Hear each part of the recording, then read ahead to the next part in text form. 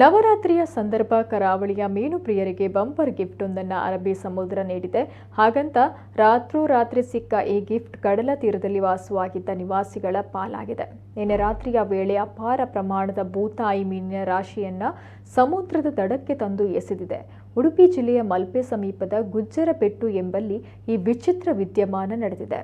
ಅಲೆಗಳ ಹೊಡೆತಕ್ಕೆ ಸಿಲುಕಿ ಕಡಲ ತೀರಕ್ಕೆ ಬಂದ ಈ ಜೀವಂತ ಮೀನುಗಳನ್ನು ಕಂಡ ಜನ ಸಖತ್ ಖುಷಿಯಾಗಿದ್ದಾರೆ.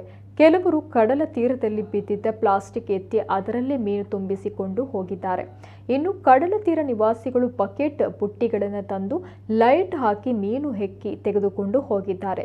ರಾಶಿ ರಾಶಿ ಮೀನು ದಡಕ್ಕೆ ಬಂದು ಬಿದ್ದ ವಿಚಾರ ತಿಳಿದ ಹಲವಾರು ಜನರು ಸಮುದ್ರ ತೀರಕ್ಕೆ ಬಂದು ಕೈಗೆ ಸಿಕ್ಕಷ್ಟು ಮೀನನ್ನು ತೆಗೆದುಕೊಂಡು ಹೋಗಿದ್ದಾರೆ.